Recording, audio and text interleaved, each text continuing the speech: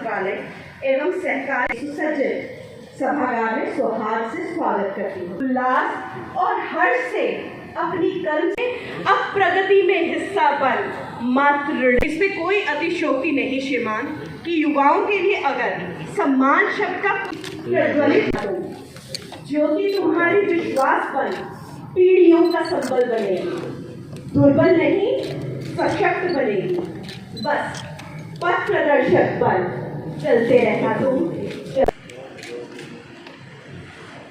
2014 से पहले north east में जिस तरह से कनेक्टिविटी का इशू होता था, आज हम रोड कनेक्टिविटी हो, रेल कनेक्टिविटी हो या एयर जो है रेलवेज कनेक्टिविटी हो या डिजिटल कनेक्टिविटी हो, सभी में बहुत हमने इम्प्रूव किया है। और आज हम कह सकते हैं कि जिस तरह से हमारा बांग्लादेश तक हमारे रेलवे ट्रैक हमारे बन रहे हैं। मैं अभी कुछ दिनों पहले बांग्लादेश त्रिपुरा अखौरा निशिनपुर रेलवे स्टेशन से हमारा जो बॉर्डर है, बॉर्डर पर मैं गया था। वहाँ भी हमारा वो ट्रेन स्टार्ट होने वाली है, बहुत जल्दी ट्रैक स्टार्ट होने वाला है। तब मैंने देखा है कि नॉर्थ ईस्ट का बड़ा एक बॉर्डर है, सीमा है जो हमारा ओपन है। और मैं कहूँ कि जिस तरह से हमने इन 8-9 सालों में वहाँ पर शांति व्यवस्था बहाल करने का काम किया है। और यदि हम कुछ दिनों पहले मणिपुर की इस घटना को छोड़ दें तो लगातार हमने बहुत ही ज़्यादा शांति व्यवस्था बनाई है।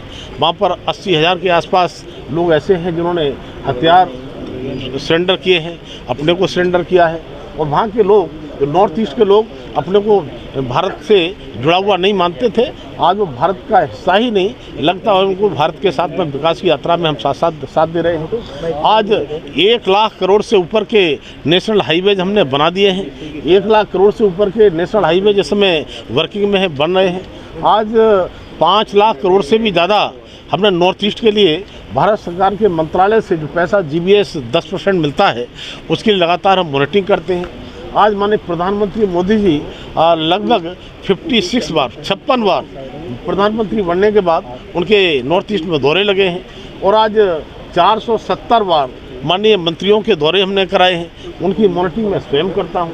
तब मैं कह सकता हूं कि नॉर्थ ईस्ट हो या पूरे देश का कोई भी कोना हो, माननीय प्रधानमंत्री मोदी के नेतृत्व में हम पूरे देश की चिंता करते हैं और विकास की राह पर हमारा देश आगे बढ़े। सर, मणिपुर के जो हालात हैं, क्योंकि लगातार वायलेंस जो है वो हो रहा है, रुकने का नाम नहीं ले रहा है, उसको लेकर सरकार किस तरह से कदम उठा रही है? क्या लेटेस्ट जो जानकारी है आपके पास? देखिए, आदरणीय गृह मंत्री अमित शाह जी ने बड़ा विस्तार से सदन में भी पूरी तरह से विषय रखा था। और हम कह सकते हैं, अगर हम पुराना इतिहास उठाकर देखेंगे, चर्चा में नहीं करूँगा, तो हालात क्या क्या कब कब रहे हैं। लेकिन ये कोर्ट के निर्णय आने के कारण से ये थोड़े से हालात, लेकिन आज मैं कह सकता हूँ कि हालात बहुत कंट्रोल में हैं। और माननीय प्रधानमंत्री मोदी जी ने भी सभी से शांति बनाने की अपील की है और मणिपुर के लोग भी जल्दी उसी रास्ते पर आएंगे। क्योंकि मैं कह सकता हूं कि 2014 से लेकर जब से हमारी वहां सरकार रही है, पिछले कहीं भी कोई एक भी कर्फ्यू नहीं लगा है, कहीं उससे पहले कोई इस प्रकार का व्यवधान नहीं आया है। तो मुझे लगता है कि मणिपुर भी बहुत जल्दी अपनी शांति व्यवस्था में देश के विकास में योगदान देगा। जी। सर, राहुल गांधी जिस तरह से कह रहे हैं कि 2024 में हम आ रहे हैं, क्या उन्होंने ये भी कहा है, क्योंकि आपने विपक्ष को सुना होगा, कि मणिपुर की घटना जो है वो सरकार को कहीं ना कहीं उसका खामियाजा भुगतना पड़ेगा?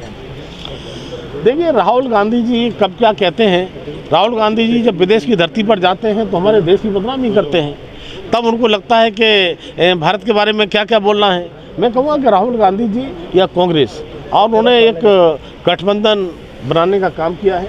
और वो गठबंधन जो है उसका नाम एक ऐसा तो नाम रख लेने से कुछ होता नहीं है। और मैं कह सकता हूँ कि आने वाले समय में 2024 में आदरणीय प्रधानमंत्री मोदी के नेतृत्व में देश की 140 करोड़ की जनता का आशीर्वाद मोदी के साथ है। और जिस तरह से देश में 60 सालों में जो विकास का काम नहीं हुआ, उससे ज़्यादा आदरणीय मोदी जी ने 9 साल में काम करने का काम किया है। आज मैं नेशनल हाईवेज़ की बात करूं तो 58,000 किलोमीटर नेशनल हाईवेज़ 9 साल में बना है। इसी तरह से अगर मैं रूरल क्षेत्र सड़कों की बात करूं तो 4 लाख किलोमीटर से कम सड़कें 60 साल में बनी थी, लेकिन आज 9 सालों में 4 लाख किलोमीटर से ज़्यादा सड़कें बनाने का काम किया गया है। तब मैं कहूँगा कि आदरणीय प्रधानमंत्री मोदी जी जिस तरह से देश को आगे लेकर जा रहे हैं, देश की अर्थव्यवस्था 10वें स्थान पर मिली थी और आज 5वें स्थान पर हमारी देश की अर्थव्यवस्था पहुंची है। और आदरणीय प्रधानमंत्री मोदी जी ने कहा है कि 2027 तक जब मेरा तीसरा टर्म होगा, उस समय देश की अर्थव्यवस्था टॉप 3 में होगी। तो इसलिए देश आगे बढ़ रहा है।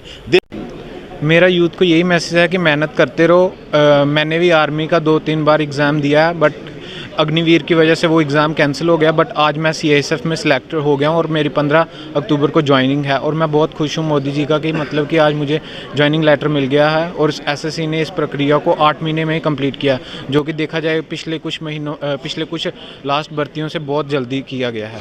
तो मैं आज बहुत खुश हूँ इस चीज़ को लेकर। यूथ को क्या मैसेज रहेगा आपका? यूथ को यही मैसेज है कि मतलब कि वो मेहनत करते रहें, कभी उम्मीद ना छोड़ें अपनी। कोई भी चीज़ आए तो वो उसको पूरी डट के मेहनत करते रहें, अपनी हर एक चीज़ को मुकाम मिल जाएगा। वो कहते हैं ना कि कोशिश करने वालों की कभी हार नहीं होती। जी बहुत अच्छा लग रहा है, नौकरी सरकारी नौकरी मिलकर जो मेहनत की थी उसको रंग लाई आज, तो बहुत अच्छा लग रहा है अपने लिए और अपने घर वालों के लिए। किस फील्ड में आपको? जी मैं CISF में सेलेक्ट हुआ हूँ, उसका मुझे वो मिला है, तो अच्छा लग रहा है मेरे को इसमें। लोगों यूथ को क्या मैसेज देना चाहेंगे आप? यूथ को बस यही मैसेज देना चाहूँगा कि मेहनत करें, पढ़ाई लिखाई पे ध्यान दें, बाकी जो नशा जो है नशे की तरफ ना जाएं, मेहनत करें तो कोई नहीं, सब अच्छा ही होगा।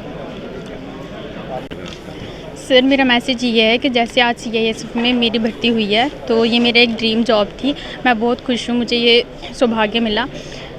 किसी के भी दिल में चाहत है, जैसे हम यूनिफॉर्म देख के इम्प्रेस होते हैं, तो उन सबको इसके लिए काम करना चाहिए, मेहनत करनी चाहिए। अगर हार्ड वर्क करेंगे तो उनको भी ये जॉब मिल जाएगी।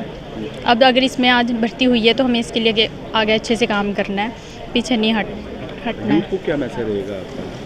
तो यूथ को यही मैसेज है कि आज के टाइम पे यूथ जो है वो ज़्यादा वक्त अपना ऐसे ही ज़ाया कर देते हैं। उनको भी किसी न किसी काम के लिए, बल्कि अपने देश के लिए कुछ मेहनत करनी चाहिए, ताकि वो कहीं उनका भी नाम है तो अपने देश के लिए कुछ कर सकें। सर सबसे पहले मैं बहुत ज़्यादा खुश हूँ, मुझे अपॉइंटमेंट ज्वाइनिंग लेटर मिला है। तो सर डरना नहीं है, मैं सबको ये बोलूँगी डरना नहीं है, डरने के लिए पैदा नहीं हुए हैं, कुछ करने के लिए पैदा हुए हैं, करके दिखाएंगे, देश की रक्षा करेंगे। किसमें अपॉइंटमेंट हुई है? सर मुझे BSF में मिला है। मुझे लगता है कि ऐसी घटनाओं पर राजनीतिक सियासत नहीं होना चाहिए। कि कुछ लोग वहाँ पर सियासत करने का काम कर रहे हैं, लेकिन आदरणीय प्रधानमंत्री मोदी जी ने और हमारे SOC गृह मंत्री माननीय अमित शाह जी ने वहाँ पर शांति व्यवस्था की अपील भी की है और पूरी तरह से हालातों को नियंत्रण में करने का प्रयास किया। 51,000 नौकरियां जो है आज दी गई हैं जो युवाओं को, क्या लगता है जो टारगेट लिया गया था कि एक साल में जो 2 करोड़ से ज़्यादा नौकरियां दी जाएगी उसको सरकार पूरा कर पाएगी? और दूसरी चीज़, युवाओं को किस तरह से ये और प्रोत्साहित करेंगी, खासतौर पे देश भर में जो युवा कोविड का काल में जो है वो बेरोजगार हो गए थे और बाकी चीज़ें उनको फेस करनी पड़ी थी?